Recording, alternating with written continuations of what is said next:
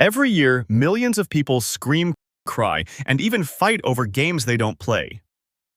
When T1 wins another League of Legends world title, fans flood social media like it's a national holiday.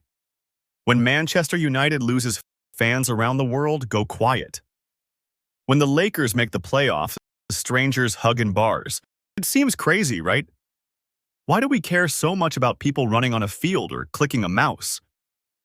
Why do we let a score decide how we feel for days?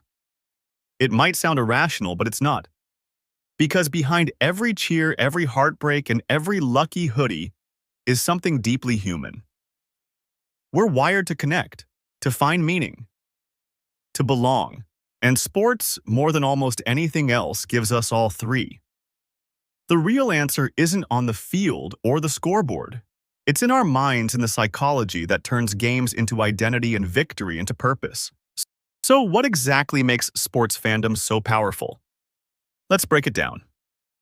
One reason at a time. Number one, the need to belong. Humans are tribal creatures.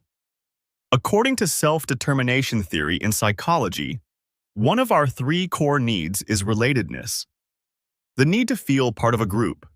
Sports teams fulfill that perfectly. When you wear a Manchester United jersey or spam SKT fighting in Twitch chat, you're not just supporting players, you're claiming identity.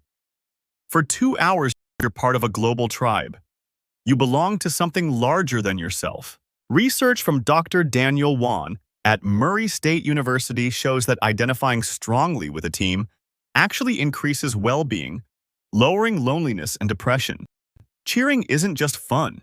It's therapy disguised as passion. Number two, identity and distinction. But fandom isn't only about belonging. It's also about who we are not. Choosing your team creates a subtle sense of individuality. You belong to your tribe, but against others.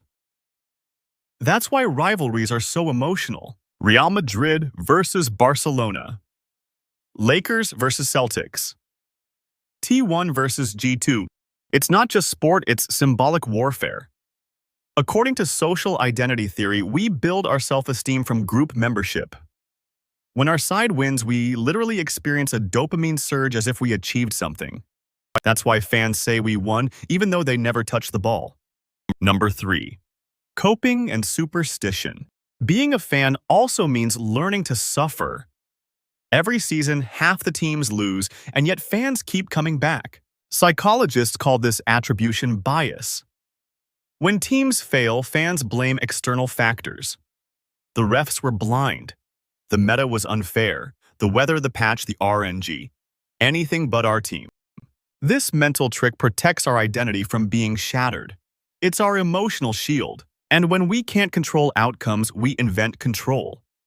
Wearing the same lucky hoodie, sitting in the same chair, eating the same chips every game. It's not logic.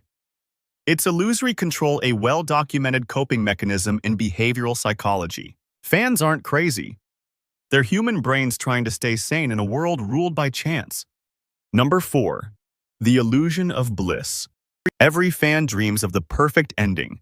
The championship, the trophy, the parade. But psychologists call this affective forecasting, our tendency to overestimate how happy we'll be in the future. That victory high, it fades faster than you think. Research shows that while winning gives a temporary serotonin boost, life satisfaction quickly returns to baseline. Because life goes on, you still have work, school, and bills. We chase euphoria, and when it finally arrives, it feels shorter than the fantasy we built. Number five, structure, hope, and meaning. But maybe that's the point. Fandom gives our lives structure.